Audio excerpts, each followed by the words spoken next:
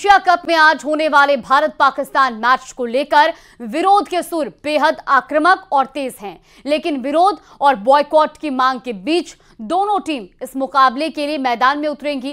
पुलवामा आतंकी हमले और उसके बाद हुए ऑपरेशन सिंदूर का हवाला देकर विपक्षी पार्टियां इस महामुकाबले को रद्द करने की मांग कर रही हैं। यहां तक कि शिवसेना यूबीटी के प्रमुख उद्धव ठाकरे ने इस मुकाबले पर कड़ा ऐतराज जताया है। उद्धव ने कहा कि पहलगाम में हुए आतंकी हमले के जख्म अभी भी ताजा हैं और पाकिस्तान लगातार भारत में आतंकवाद फैला रहा है। ऐसे में युद्ध और क्रिकेट एक साथ नहीं चल सकते। तो वहीं महाराष्ट्र के मंत्री नीतीश राणे ने उद्धव ठाकरे के बयान पर तीखा पलटवार किया। उन्होंने कहा कि आदित्य ठाकरे चुपचाप बुर्का पहनकर मैच देखेंगे और महिला की आवाज की मिमिक्री से लोग उन्हें पहचान नहीं पाएंगे। तो देखिए, आज भारत पाकिस्तान का महामुकाबला होना है एशिया कप को लेकर और इसी बीच अब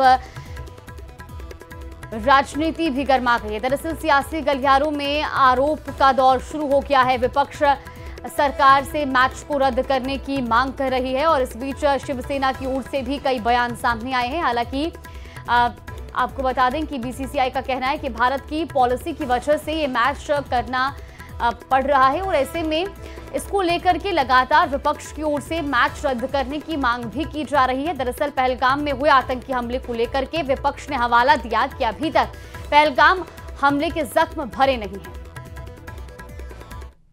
जंग और क्रिकेट, खेल और जंग एक साथ कैसे खेले जा सकते हैं? तो ये तो सब बकवास है। इन्होंने देशभक्ति का व्यापार किया है। देशभक्ति का व्यापार, सिर्फ पैसा चाहिए। मैच इसलिए खेलने जा रहे हैं कि उस मैच से जितना पैसा मिलेगा, चंदा मिलेगा, वो उनको चाहिए। बस उसके सामने देश मर जाए, देश के लोग मर जाए, हमें कुछ परवाह नहीं। लापरवाही से हम खेलते रहेंगे और हमें देशभक्ति सिखा रहे हैं।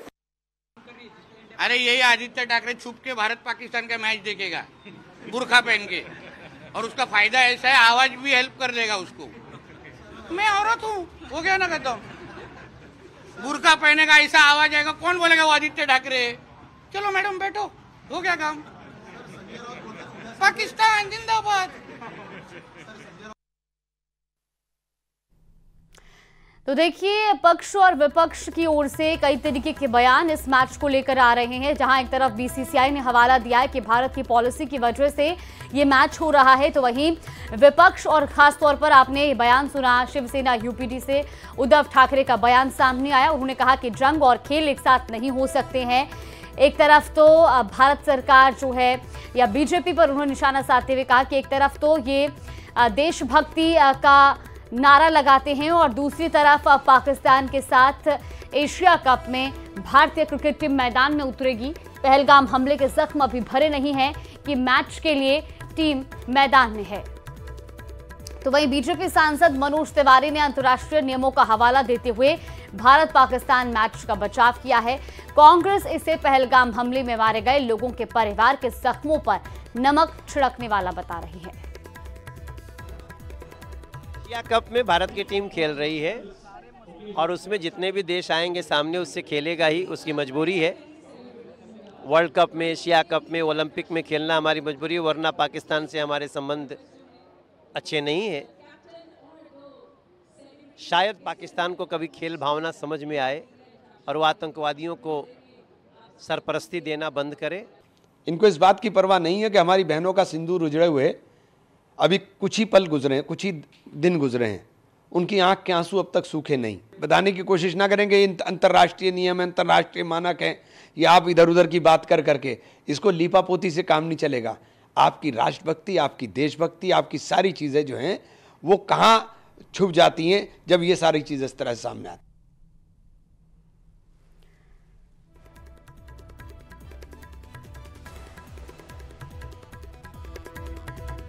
तो वहीं भारत पाकिस्तान मैच के बहिष्कार को लेकर बहस तेज है। केंद्रीय मंत्री मनोहर लाल ने आज होने वाले मैच का बचाव किया, तो वहीं कांग्रेस ने सरकार पर निशाना साधा है। आप भी सुनिए।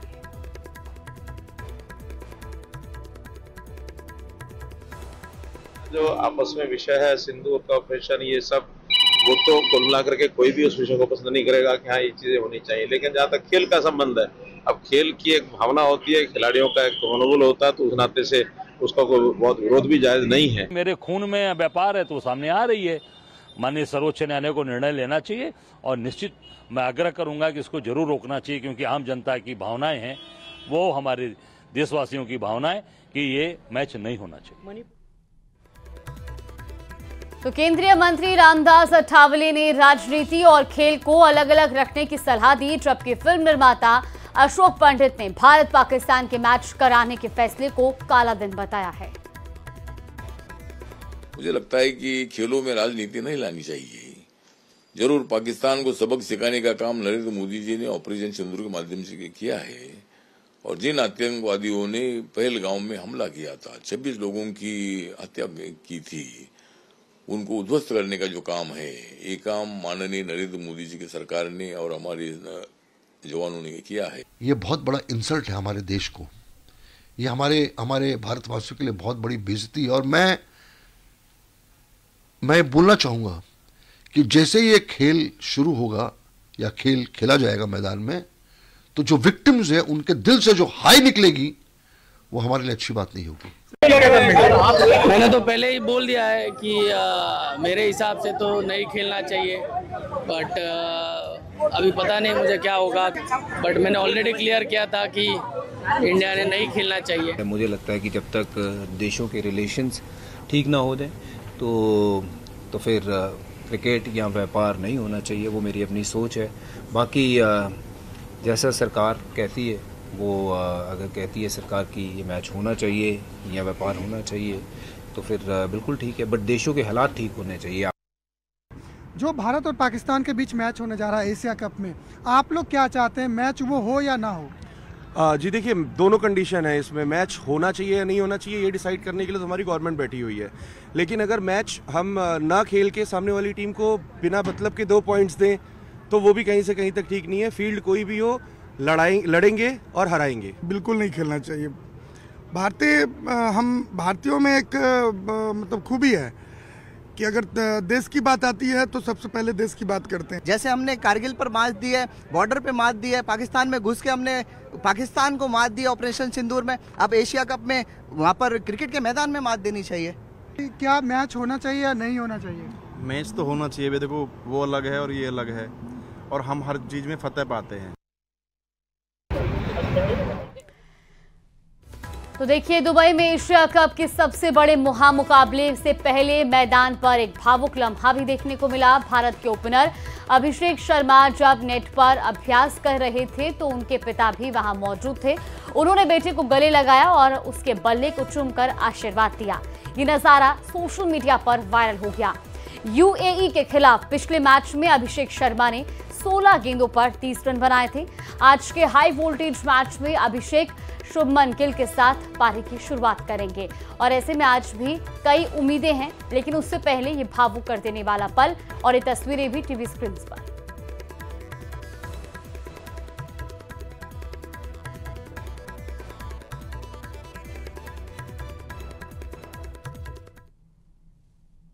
राहुल गांधी के साथ वोटर अधिकार यात्रा निकालने के बाद बिहार के नेता प्रतिपक्ष तेजस्वी यादव नई चुनावी यात्रा पर निकलने वाले हैं। जहानाबाद से शुरू होकर वैशाली तक जाने वाली उनकी बिहार अधिकार यात्रा को लेकर सत्ता पक्ष और विपक्ष आमने सामने आ गए हैं। ये रिपोर्ट देखिए।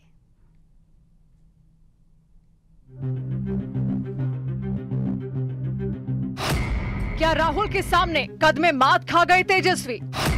क्या सियासी कद बचाने की यात्रा पर निकले तेजस्वी? क्या बिहार अधिकार यात्रा से बदलेगी तेजस्वी की तकदीर?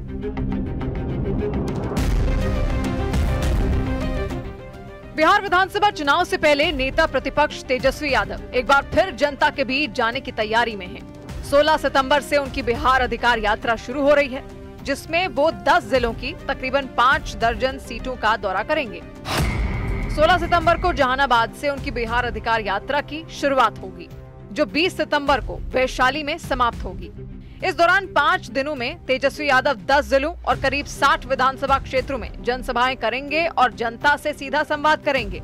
उधर बीजेपी और जेडीयू ने इस यात्रा को लेकर तेजस्वी पर सवाल उठाए हैं। विपक्ष का कहना है कि कुछ ही दिन पहले तेजस्वी ने राहुल गांधी के साथ वोटर अधिकार यात्रा निकाली थी, लेकिन उसमें वो सिर्फ ड्राइवर बनकर रह गए थे और अपनी पहचान खो बैठे थे। इसीलिए अब वो अलग से यात्रा निकाल रहे हैं। कांग्रेस का चिरोड़ी किए, खुशामद किए, राहुल गांधी का नाम प्राइम मिनिस्टर तक घोषित किया तेजस्वी यादव ने, और तेजस्वी यादव ने इनको मुख्यमंत्री का नाम भी नहीं घोषित किया। तो अब तो अपना रास्ता अलग चुन रहे हैं, अगर अपनी यात्रा अलग कर रहे हैं। राजनीति में पॉलिटिकल ड्राइवर बनने के बावजूद तेजस्वी यादव को महागठबंधन ने नेता नहीं घोषित किया। तो राजनीतिक तनाव में चूंकि राहुल गांधी जी के सामने ये राजनीति में बौना साबित हो गए, तो बेचैनी में तड़प करके इन्होंने यात्रा निकालने का निर्णय लिया। पहले वोटर अधिकार यात्रा, अब यात्रा का स्वरूप इन्होंने बदल दिया। लेकिन आरजेडी का दावा है कि तेजस्वी यादव की लोकप्रियता से ही सत्ता पक्ष घबराया हुआ है और यही वजह है कि वो लगातार तेजस्वी की यात्रा पर तंज कस रहे हैं। पार्टी का कहना है कि बिहार अधिकार यात्रा सरकार की विदाई यात्रा साबित होगी। वोटर अधिकार यात्रा में जिन जिलों में नहीं जा पाए थे श्री तेजस्वी यादव जी, श्री राहुल गांधी जी महागठबंधन के नेता, जो जिले छूट गए थे, वहां 16 तारीख से श्री तेजस्वी यादव जी अधिकार यात्रा में जा रहे हैं। तेजस्वी यादव की बिहार अधिकार यात्रा सत्ता पक्ष के लिए चुनौती बनेगी या सिर्फ सियासी शोर साबित होगी, इसका जवाब जनता के जनादेश में ही मिलेगा। लेकिन अगर इस यात्रा की गूंज जनता के बीच असर दिखाती है तो तेजस्वी यादव का राजनीतिक करियर संवर सकता है।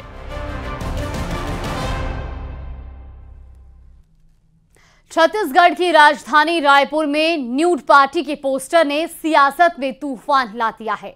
सोशल मीडिया पर वायरल इन्वेस्टिगेशंस में 21 सितंबर को एक हाउस और पूल पार्टी का ऑफर दिया गया, जिसमें सिर्फ कपल्स और लड़कियों को ही एंट्री मिलेगी। जैसे ही पोस्टर सामने आया, कांग्रेस ने इसे बीजेपी सरकार की नग्नता बताया और बड़ा विरोध प्रदर्शन शुरू कर दिया। पार्टी के आयोजकों को गिरफ्तार करना होगा। न्यूड पार्टी के पोस्टर पर बवाल। आखिर भारतीय जनता पार्टी छत्तीसगढ़ की संस्कृति को खत्म क्यों करना चाहती है? बिना कपड़ों के आने का इनविटेशन। आपत्तिजनक पार्टी, सियासत में उपाय। हर चीज में राजनीति से कांग्रेस बचे। न तारीख तय, न वक्त मुकर्रर। पहले न्यूड पार्टी, अब पूल पार्टी। एक ही सवाल, रायपुर में ये क्या हो रहा है? इस पोस्टर ने सियासत का पारा हाई कर दिया है। पहले आप इस पोस्टर को देखिए जिसमें लिखा है न्यूड पार्टी। लड़के और लड़कियों को बिना कपड़े आने का इनविटेशन दिया गया है। सोशल मीडिया पर यह पोस्टर जमकर वायरल हो रहा था। यह आपत्तिजनक पोस्टर इंस्टाग्राम पर @sinfulwriter1 आईडी पर पोस्ट किया गया है। अब ये सिंफुल है कौन? इस आईडी के 485 फॉलोअर्स हैं, 48 लोगों को फॉलो किया गया है और पोस्ट किए गए हैं 20। इस पोस्टर में एक बात और है जो गौर करने लायक, वो ये ना तो तारीख बताई गई है, ना ही इस बात का कोई जिक्र है कि पार्टी के लिए कहाँ आना है। लेकिन सोशल मीडिया पर यह पोस्टर वायरल हुआ तो सियासी पारा हाई हो गया। कांग्रेस ने मोर्चा खोल दिया। ये बेहद दुर्भाग्यजनक है, आपत्तिजनक है और भाजपा की सरकार बनने के बाद तो प्रदेश में अश्लील पार्टी, ड्रग्स पार्टी, महिलाओं को क्लबों में 2 पैक शराब फ्री में देने का ऑफर चल रहा है। आखिर भारतीय जनता पार्टी छत्तीसगढ़ की संस्कृति को खत्म क्यों करना चाहती है? इस प्रकार से आयोजन की अनुमति भाजपा की सरकार क्यों दे रही है? कांग्रेस पार्टी मांग करती है तत्काल इस प्रकार के पार्टी पर सख्ती से रोक लगाई जाए। न्यूड पार्टी इनविटेशन को लेकर कांग्रेस के आरोप पर कैबिनेट मंत्री श्याम बिहारी जायसवाल ने पलटवार किया। उनका कहना है कि कांग्रेस हर चीज में राजनीति करती है, दलगत राजनीति से ऊपर उठकर इसे रोकने की कोशिश करनी चाहिए। कैबिनेट मंत्री ने कहा कि आज इस बात की मुझे बहुत चिंता और दुख है, आज की युवा पीढ़ी इस बात को नहीं समझ पा रही। नहीं होना चाहिए, इस विषय में सोचना भी नहीं चाहिए। और जहां तक कांग्रेस का सवाल है, हर चीज़ में राजनीति से कांग्रेस बचे। इसमें अच्छा होगा कि उन युवाओं से बातचीत सभी लोग करें, दलगत भावनाओं से उठकर करें, और जो आने वाला पीढ़ी है उसको एक स्वस्थ समाज, सुदृढ़ समाज, संस्कारिक समाज के रूप में आगे लाने का सबकी भूमिका, हम सबकी एक नैतिक दायित्व भी है। न्यूड पार्टी पर गृह मंत्री ने क्या कहा, सुनिए। मैं एक बार देख लूं, ऐसा होगा तो तगड़ी कार्रवाई होगी। भाई ऐसे सब थोड़े होता है सर। अभी न्यूड पार्टी के आपत्तिजनक पोस्टर का विवाद थमा नहीं था कि एक और पोस्टर सोशल मीडिया पर वायरल होने लगा। इसमें पूल पार्टी का इन्विटेशन दिया गया है, स्ट्रेंजर पार्टी। हालांकि इस पार्टी में तारीख भी लिखी गई है 21 सितंबर, शाम 4 बजे से पार्टी शुरू होगी। बाकायदा एक मोबाइल नंबर भी दिया गया है। बताया जा रहा है कि सोशल मीडिया के इंस्टाग्राम प्लेटफॉर्म पर एक न्यूड पार्टी का एक इन्विटेशन चल रहा है। पुलिस के संज्ञान में आया है, पुलिस इस पर जांच कर रही है। यदि ये सही पाया जाता है और रायपुर का पाया जाएगा तो इसमें कठोर कार्रवाई की जाएगी। पूल पार्टी समेत अलग अलग पार्टी के पोस्टर सोशल मीडिया में पोस्ट करने वाले आयोजकों से पुलिस पूछताछ कर रही है। रायपुर में तनु वर्मा और ममता लांजेवार के साथ bureau report, news 18 Madhya Pradesh Chhattisgarh.